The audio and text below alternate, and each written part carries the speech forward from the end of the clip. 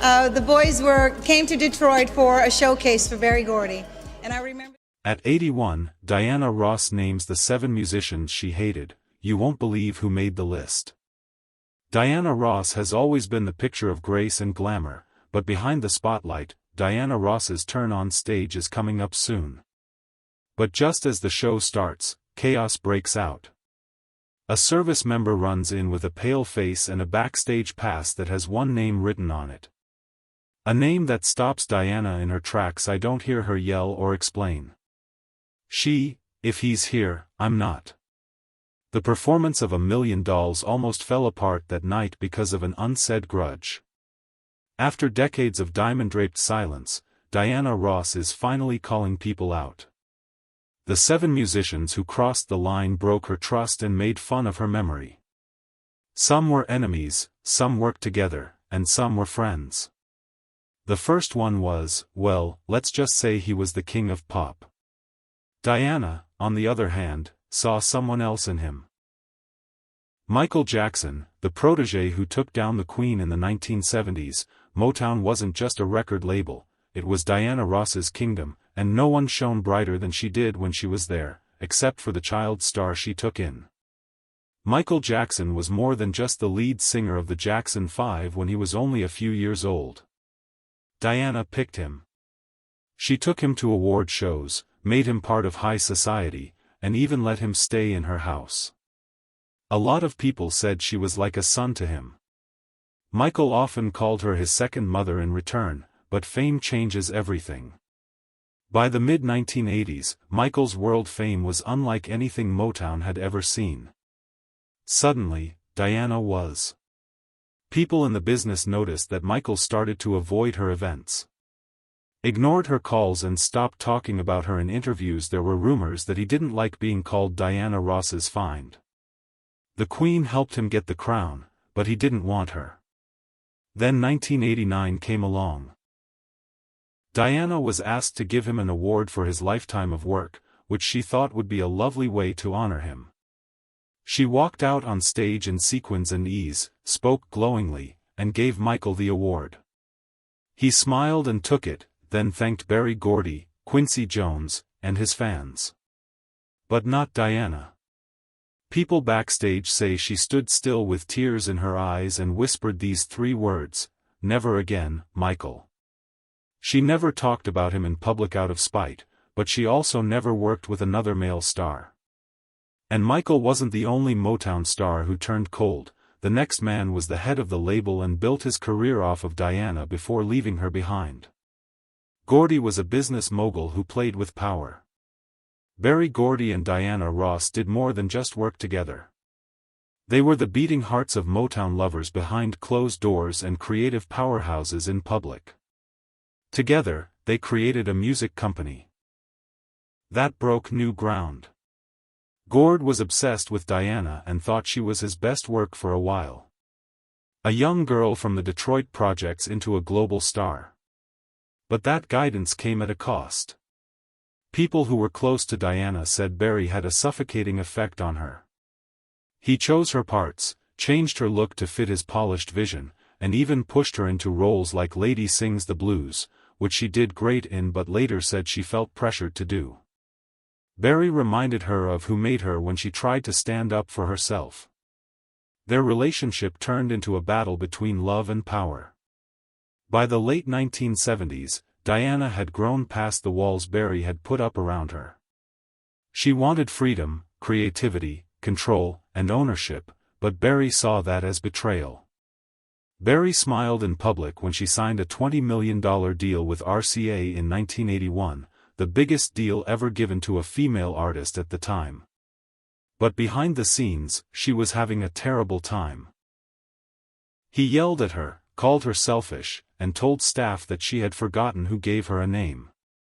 Diana was so upset by his answer that she told a friend, "He wanted me to be his forever, and when I said no, I became his enemy." She didn't go back to Motown ever. Never let another manager run the whole show. Diana then set her own course based on her own rules. For her, Barry Gordy was both a genius and a guardian. The man who made her and tried to hold her back.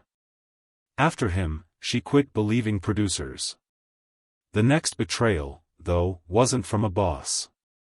It came from someone Diana had once asked into her home, Mary Wilson, the sister of the Supreme Court case judge. They began as teenagers with big dreams in Detroit's Brewster housing projects. Daisy Ross Wilson and Ballard, Mary Wilson and Florence, they became the Supremes as a group. The crown jewel of Motown, but as their fame grew, so did the tension behind the scenes. Barry Gordy made it clear that Diana was the star. Her voice, her look, and her name were what Motown would sell to the world. But as Diana was pushed to the front, the girls' once unbreakable bond began to fall apart. It was first felt by Mary Wilson. The shared light slowly went out. Things changed in the group, and it wasn't the Supremes in the end. Diana Ross and the Supremes were there. Friends of Mary say she saw it as an aggressive takeover. And when Diana went on her own in 1970, the anger reached a boiling point. For decades, Mary gave sharp interviews in which she accused Diana of being Florence's removal. In the meantime, Diana did the right thing. She rarely replied, choosing to stay quiet rather than cause trouble. But then 2000 came along. Supreme announced a long-awaited reunion tour that is meant to mend old scars and bring back the magic. Fans were happy, but behind the scenes, Mary was demanding equal pay, equal credit, and artistic freedom. Diana, who was backed by organizers, said no. The deals were good, but not fair. She thought the brand had been with her for 30 years. Mary spent decades attacking her in public, but the talks broke down. The get-together didn't happen because Diana only spoke out once. She told Oprah in a quiet moment, "I wanted to heal the past," she wanted to live it again. Later, Mary's book brought up the feud again by calling Diana a control freak with a crown complex. But people close to Diana say she was devastated by the whole thing. She wanted to end their story on a happy note because betraying an enemy is one thing, but betraying a sister is something that will always hurt. When we talk about enemies, the next singer made fun of Diana's singing in front of a whole orchestra. Aretha Franklin was a queen who wouldn't give up her throne. It was a legendary feud. Aretha Franklin was, without a doubt, the queen of soul. She was raw, strong, and in charge. Diana Ross was the queen of Motown. She was classy, famous, and polite. But there could only be one monarch at a time in the music world. And since both women had shaped the sound of an age, competition was bound to happen. For years, they kept their stress low by hiding their sarcasm at award shows and in interviews. But in 1985, it all came to a head. At a tribute to Stevie Wonder that was shown on TV, it was a group number when Diana walked on stage to greet Aretha and give her a hand. The cameras were rolling. Aretha didn't even look at Diana. She turned away in the middle of a note and kept singing as if Diana didn't exist. Backstage, everyone did notice, but the crowd didn't. A few weeks later, Aretha did an interview. When asked about other female artists, she said something that many people now remember. "Some people sing, some people pose." She didn't name names, she didn't have to. Diana never fought back in public, but the comment hurt deeply, and it wasn't the last time it happened. During practice for another award show where both divas were going to be performing, Aretha is said to have leaned over to a close musician and told them, "That's not singing. That's stage whispering with sequins." Diana heard, smiled, and didn't say anything. Later, she told a close friend what she had heard. "She could sing better than I could, but she was never better than I was." That was the last time they were all in the same group. Donna's idea of respect wasn't based on her voice, but on her ease. After Aretha, she made a quiet promise. No more sharing stages with women who were mean but thought they were confident. Diva rivalries, on the other hand, were pretty much expected in the center. What came next wasn't because the next man Diana hated was someone she used to admire until he made fun of her pain. David Bowie, the skinny white duke who made her feel little. Diana Ross and David Bowie were both part of the same elite group in the mid-1970s. Two stars from different fields who were drawn together by their mutual interest, brilliance, and respect. There were rumors of a duet, late-night studio chats, and even a few flirty encounters at London industry parties. They both loved each other's work. Diana liked Bowie's edge a lot. Bowie liked how polished Diana was, but that like wouldn't last. In 1980, Diana released Upside Down, a funky, bold new song that went straight to #1. One made by Nile Rodgers and Chic's Bernard Edwards. It turned into an unstoppable culture moment of glamour and spread like a virus. Then there was the party, a small get-together in London. A fog of champagne and egos surrounds the mix of celebrities, directors, models, and other people. It is said that Bowie, who was known for his sharp wit and acid tongue, said something that stuck like a knife. He said with a smile, "Upside down, glitzy nonsense for women who are bored." Everyone in the room laughed. Diana wasn't there, but quickly word got around. The next morning, she heard what was said. Some people thought it was just pure British sarcasm, but Diana saw it as betrayal from someone she looked up to and once thought of as a similar spirit. That weekend, she cancelled all of her press appearances in the UK. Told her team that someone I used to think was brilliant had made her feel bad. People who knew her well saw a change, but she never talked about it in public. She never worked with Bowie again. They never shared a stage or worked together.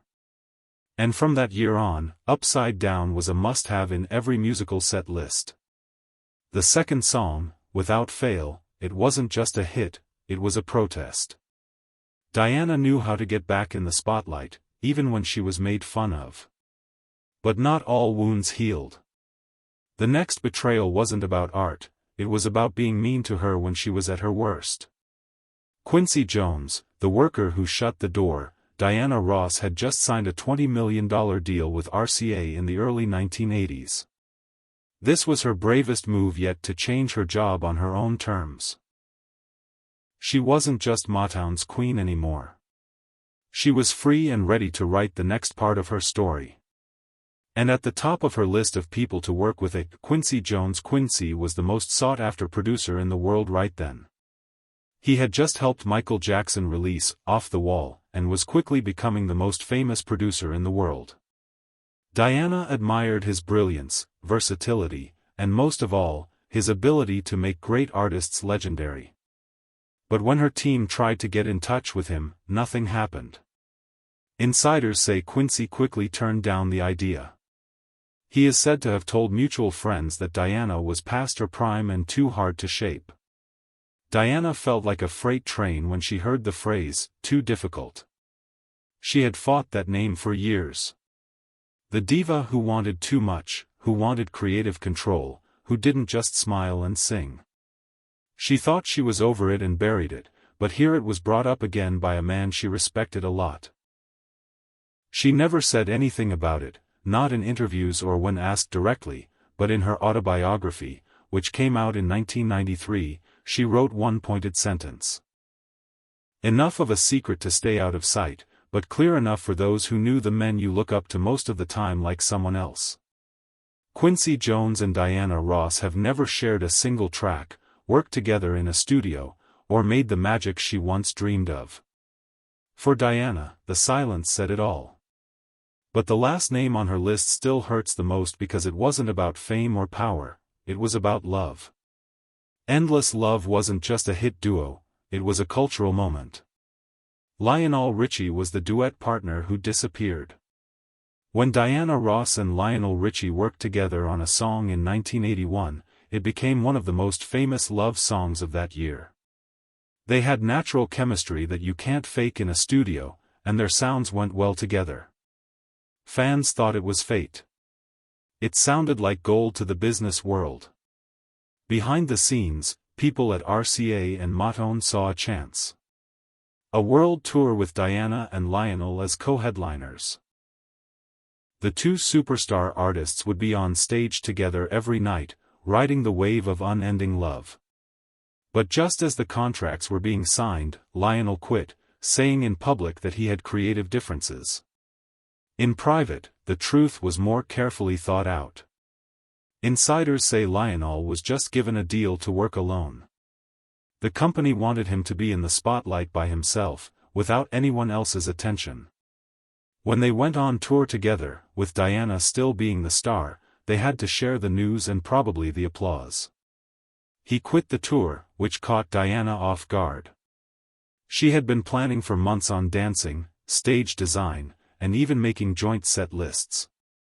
This wasn't just for business, it was something she stood for. In private, she told a friend, "He turned the magic we made into a memory." There were no news stories or comments about the fight, it wasn't a public one.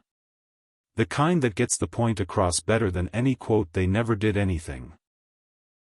Never-ending love again, not once, not at award shows, not for tributes. Why she didn't say anything until now. Diana Ross is more than just a singer.